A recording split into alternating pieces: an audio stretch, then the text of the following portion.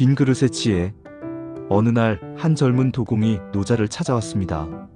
선생님, 저는 세상에서 가장 아름다운 그릇을 만들고 싶습니다. 화려한 무늬와 찬란한 색깔로 가득 채워진 그릇을요. 사람들이 보자마자 감탄하고 제 이름을 기억할 수 있는 그런 작품 말입니다. 그의 목소리에는 열망이 가득했습니다. 젊음의 패기와 야심이 넘쳐 흘렀습니다. 노자는 미소를 지으며 천천히 물었습니다. 그렇다면 그 그릇으로 무엇을 담을 수 있겠습니까? 도공은 잠시 멈칫했습니다. 질문의 의미를 이해하려 애썼습니다. 그릇의 쓸모는 그것이 비어있음에 있습니다. 아무리 아름답게 장식해도 안이 가득 차 있다면 그것은 더 이상 그릇이 아닙니다. 노자가 말을 이었습니다. 사람의 마음도 그와 같습니다. 자신의 생각과 집착으로 가득 차 있으면 새로운 것을 담을 수 없습니다. 배움도, 지혜도, 사랑도 들어올 공간이 없지요. 도공은 자신의 가슴에 손을 얹었습니다. 그의 마음은 과연 비어 있었을까요? 이 물의 가르침. 그들은 함께 강가를 걸었습니다. 봄볕이 따스하게 내리쉬고 버들가지가 바람에 흔들렸습니다. 노자가 물을 가리키며 말했습니다. 물을 보십시오. 세상에서 가장 부드러운 것이지만 가장 단단한 바위도 뚫습니다. 강물은 유유히 흘렀습니다. 서두르지도 멈추지도 않고 제 길을 갔습니다. 그것은 물이 다투지 않기 때문입니다. 낮은 곳으로 흐르고 모든 것을 받아들입니다. 깨끗한 것도 더러운 것도 품습니다. 그러면서도 자신의 본성을 잃지 않습니다. 젊은이가 걱정스러운 목소리로 물었습니다. 하지만 선생님, 이 세상은 경쟁의 세상입니다. 낮은 곳으로만 흐르면 사람들이 저를 짓밟지 않을까요? 모두가 높은 곳을 차지하려 다투는데 저만 낮은 곳에 있으면 뒤처지지 않을까요? 노자는 고개를 저으며 부드럽게 대답했습니다. 물은 낮은 곳으로 흐르지만 결국 모든 생명을 먹여 살립니다. 그리고 증발하여 하늘로 올라가 비가 되어 돌아옵니다. 순환하는 것이죠. 다투지 않는다는 것은 약함이 아닙니다. 오히려 가장 큰 힘입니다. 물방울 하나는 약하지만 끊임없이 떨어지면 바위에 구멍을 냅니다. 강함으로는 할 수 없는 일을 부드러움으로 해내는 것입니다. 도공은 강물을 한참 바라보았습니다. 물은 아무 말이 없었지만 많은 것을 말하고 있었습니다. 3. 쓸모없음에 쓸모길을 걷다. 거대한 고목을 만났습니다. 수백 년은 좋게 되어 보이는 나무였습니다. 뒤틀리고 울퉁불퉁한 모습이었습니다. 도공이 나무를 만지며 말했습니다. 이 나무는 쓸모가 없어 베어지지 않았기에 이렇게 오래 살았군요. 목수들이 보면 한숨만 쉴 나무입니다. 노자가 웃으며 대답했습니다. 그렇습니다. 쓸모없음이 때로는 가장 큰 쓸모가 됩니다. 이것이야말로 진정한 역설이지요. 세상 사람들은 쓸모 있는 것만을 추구합니다. 그러나 쓸모 있다는 것은 소모된다는 뜻이기도 합니다. 좋은 목재는 베어져 집이 되고 아름다운 꽃은 꺾여서 시듭니다. 똑똑한 사람은 이용당하고 재주 있는 이는 혹사당합니다. 이 나무는 쓸모없다는 이유로 베어지지 않았고 그래서 수많은 새들에게 보금자리를 주고 지나가는 나그네에게 그늘을 제공합니다. 비바람을 막아주고 계절의 변화를 알려줍니다. 노자는 나무 아래 앉으며 계속했습니다. 진정한 가치는 겉으로 드러나지 않습니다. 이 나무처럼 말이죠. 사람들은 이 나무를 보고 쓸모없다 하지만 이 나무가 없다면 이 언덕의 흙은 비에 쓸려 내려갈 것입니다. 도공은 깊이 생각에 잠겼습니다. 그동안 자신은 너무 쓸모 있는 것만을 추구해온 것은 아닐까요? 4. 있음과 없음. 저녁이 되어 노자의 집으로 돌아왔습니다. 소박한 초가집이었지만 안으로 들어서니 편안함이 느껴졌습니다. 노자가 방을 둘러보며 말했습니다. 집을 보십시오. 벽과 지붕으로 만들어졌지만 집의 진정한 쓸모는 그 안에 빈 공간에 있습니다. 벽이 아무리 튼튼해도 안이 막혀 있다면 사람이 살 수 없습니다. 문과 창문도 마찬가지입니다. 그것들이 뚫려 있어서 사람이 드나들고 빛이 들어옵니다. 만약 문과 창문을 막아버린다면 이것은 감옥이 될 것입니다. 바퀴도 그렇습니다. 바퀴통에 구멍이 있어서 수레가 굴러갑니다. 그 빈 공간이 없다면 바퀴는 쓸모가 없습니다. 노자는 찻잔을 들어 보이며 미소 지었습니다. 이 잔도 보십시오. 흙으로 빚어 만들었지만 잔의 쓸모는 그 안에 빈 공간에 있습니다. 비어있기에 차를 담을 수 있고 우리에게 기쁨을 줍니다. 우리는 항상 있는 것에만 주목합니다. 하지만 진정한 가치는 종종 없음 속에 있습니다. 소리와 소리 사이의 침묵이 음악을 만들고 획과 획 사이의 여백이 글씨를 아름답게 합니다. 도공이 조심스럽게 물었습니다.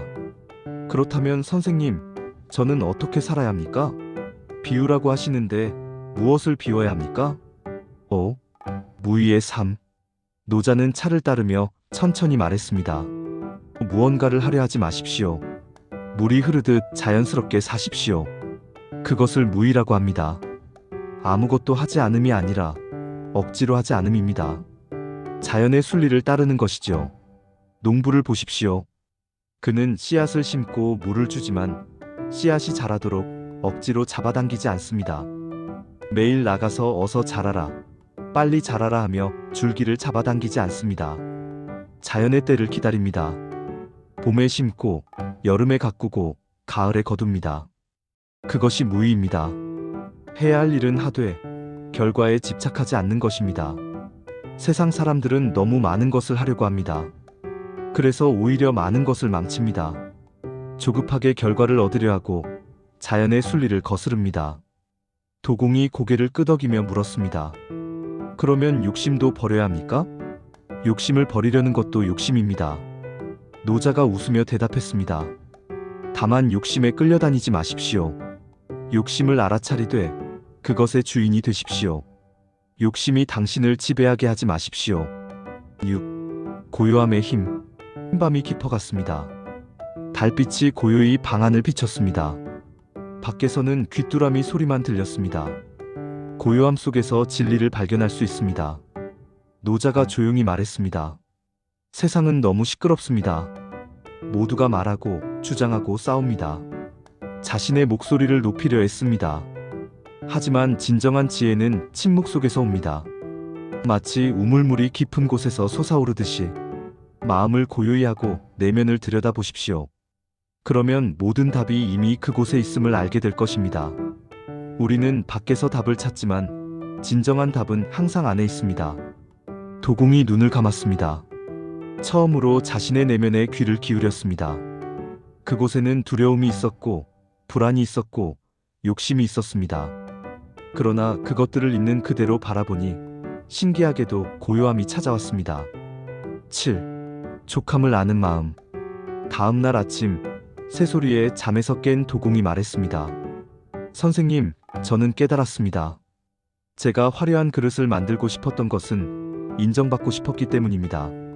사람들에게 칭찬받고 대단한 사람으로 보이고 싶었습니다. 노자가 고개를 끄덕이며 부드럽게 말했습니다. 그것을 알아차린 것만으로도 큰 진전입니다. 대부분의 사람들은 자신의 진짜 동기를 모릅니다. 족함을 알면 욕되지 않고 그칠 줄 알면 위태롭지 않습니다. 이것을 명심하십시오. 세상 사람들은 끝없이 더 많은 것을 원합니다. 더 많은 돈, 더 높은 지위, 더 큰 명예를요. 한 산을 넘으면 더 높은 산이 보입니다. 하지만 그 끝은 없습니다. 한 가지를 얻으면 또 다른 것을 원하게 됩니다. 만족이라는 것을 모릅니다. 마치 구멍난 독에 물을 붓는 것과 같습니다. 진정한 부유함은 많이 가진 것이 아니라 만족할 줄 아는 것입니다. 가진 것이 적어도 만족한다면 그는 부자이고 많이 가져도 만족하지 못한다면 그는 가난한 사람입니다. 8.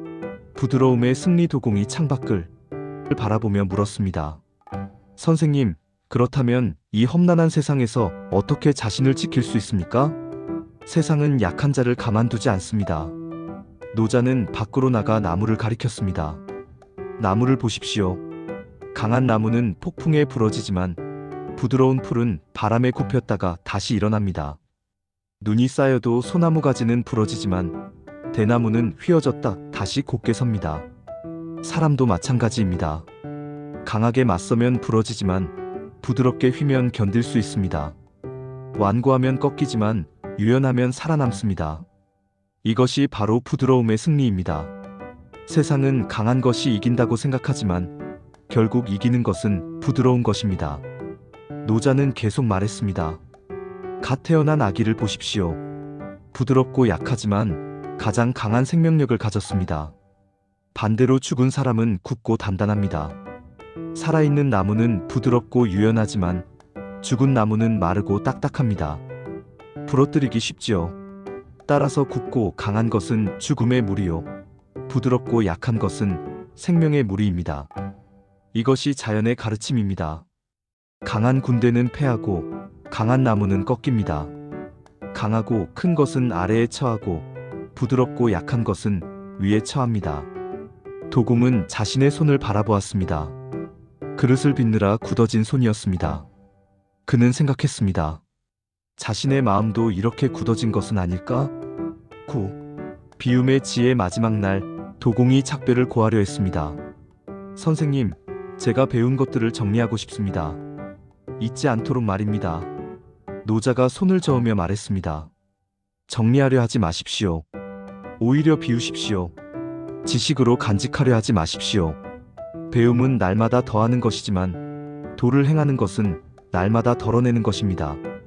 덜고 또 덜어서 무위에 이르면 무위하지만 이루지 못하는 것이 없습니다. 아무것도 하지 않는 것 같지만 모든 것이 이루어집니다. 당신이 여기서 배운 것들을 기억하려 하지 마십시오. 그것들이 당신의 삶이 되게 하십시오. 머리가 아닌 가슴으로, 생각이 아닌 행동으로.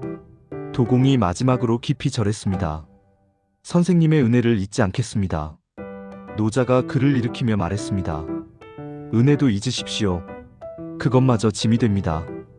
다만 자연스럽게 사십시오. 10. 돌아가는 길. 도공이 떠나는 길에 노자가 마지막으로 말했습니다. 큰 돈은 넘쳐 흐릅니다. 좌우로 갈 수 있습니다. 정해진 길이 없습니다. 한 가지 길만 고집하지 마십시오. 상황에 따라 유연하게 대처하십시오. 물이 그러하듯이 물은 그릇에 따라 모양을 바꾸지만 본질은 변하지 않습니다. 그리고 기억하십시오. 첫리길도 한 걸음부터 시작됩니다. 서두르지 마십시오. 급하게 가려는 자는 이르지 못합니다. 천천히 가는 자가 결국 멀리 갑니다. 거북이가 토끼를 이기는 이유입니다. 도공이 깊이 절을 하고 돌아서는 순간 노자가 부드럽게 말했습니다. 가장 위대한 그릇은 늦게 완성됩니다. 가장 큰 소리는 들리지 않습니다. 가장 큰 형상은 형체가 없습니다. 당신도 그러한 그릇을 만드는 사람이 되기를 바랍니다. 서두르지 말고 조급해하지 말고 자연스럽게.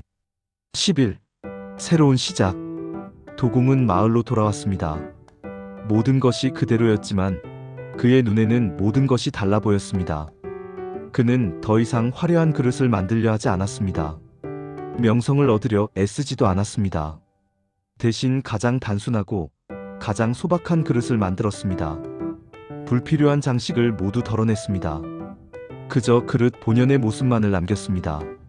처음에는 사람들이 의아해했습니다. 무슨 일인가? 전에는 그렇게 화려한 것을 만들더니. 하지만 그의 그릇을 사용해본 사람들은 알았습니다. 그의 그릇이 얼마나 편안한지를, 손에 쥐었을 때 얼마나 자연스러운지를, 무엇을 담아도 그것을 돋보이게 한다는 것을. 신기하게도 사람들은 그의 그릇을 가장 아름답다고 했습니다. 그것은 그릇이 비어 있었기 때문입니다. 그 빈 공간 속에 사람들은 자신이 원하는 것을 담을 수 있었습니다. 물을 담으면 물의 그릇이 되고, 꽃을 담으면 꽃의 그릇이 되었습니다. 음식을 담으면 음식이 빛났고, 비워두면 그 자체로 아름다웠습니다. 12. 깨달음의 삶. 도공은 깨달았습니다. 진정한 아름다움은 채우는 것이 아니라 비우는 것임을. 진정한 강함은 맞서는 것이 아니라 받아들이는 것임을. 진정한 지혜는 많이 아는 것이 아니라 비울 줄 아는 것임을. 진정한 부유함은 많이 가진 것이 아니라 만족할 줄 아는 것임을. 그는 노자의 가르침대로 살기 시작했습니다. 억지로 하지 않았고 자연스럽게 흘러갔습니다. 다투지 않았고 낮은 곳에 머물렀습니다. 서두르지 않았고 조급해하지 않았습니다. 그러자 신기하게도 모든 것이 저절로 이루어졌습니다. 사람들은 그를 찾아왔고 그의 그릇을 귀하게 여겼습니다. 멀리서도 그의 그릇을 사러 왔습니다. 하지만 그는 여전히 소박한 삶을 살았습니다. 많은 것을 가지려 하지 않았고 족함을 알았습니다. 큰 집으로 이사하지 않았고 화려한 옷을 입지 않았습니다. 그저 필요한 만큼만 가졌고 나머지는 나누었습니다.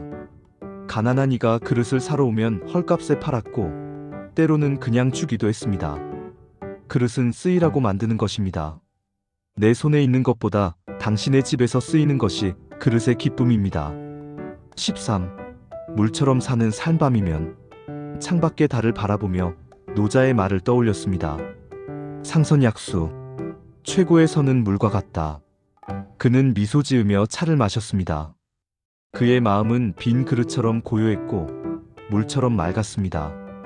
더 이상 인정받고 싶은 욕심도 대단해 보이고 싶은 허영도 없었습니다. 그저 매일 그릇을 빚고 흙을 만지고 물레를 돌리는 것이 즐거웠습니다. 결과에 집착하지 않고 과정을 즐겼습니다. 그러자 역설적으로 그의 그릇은 더욱 아름다워졌습니다. 억지로 아름다움을 만들려 하지 않았기에 진정한 아름다움이 우러나왔습니다. 사람들이 물었습니다. 어떻게 하면 당신처럼 그릇을 만들 수 있습니까? 그는 웃으며 대답했습니다. 그릇을 만들려 하지 마십시오. 그저 흙과 하나가 되십시오. 물레와 하나가 되십시오. 그러면 그릇은 저절로 만들어집니다. 제가 그릇을 만드는 것이 아닙니다. 그릇이 스스로 만들어지는 것입니다. 저는 다만 그것을 돕는 사람일 뿐입니다. 이것이 무위의 경지였습니다. 하지만 하지 않음이 없었습니다. 14. 가르침의 순환. 어느 날 한 젊은이가 찾아왔습니다. 예전의 자신처럼 야심에 가득 찬 젊은이였습니다. 선생님, 저에게 그릇 만드는 비법을 가르쳐 주십시오. 도공은 그 젊은이를 데리고 강가로 갔습니다. 물을 가리키며 말했습니다. 저 물을 보십시오. 물이 당신의 스승입니다. 젊은이는 이해할 수 없다는 표정을 지었습니다. 도공은 미소 지으며 말했습니다. 물처럼 되십시오. 그러면 모든 것을 배울 수 있습니다. 그리고 그는 알았습니다. 이것이 바로 돌을 따라 사는 삶이라는 것을. 비움으로써 채워지고 낮아짐으로써 높아지는 삶, 부드러움으로 강해지고 고요함 속에서 지혜를 얻는 삶, 그것이 노자가 전한 진정한 지혜였습니다. 그는 더 이상 가르침을 찾아 헤매지 않았습니다. 모든 가르침이 이미 자연 속에 있었고 자신의 내면에 있었기 때문입니다. 다만 그것을 알아차리기만 하면 되었습니다. 그리고 매일 매 순간 그것을 실천하면 되었습니다. 물처럼 흐르고 빈 그릇처럼 열려있고 나무처럼 자연스럽게. 이것이 돌을 따라 사는 삶이었습니다.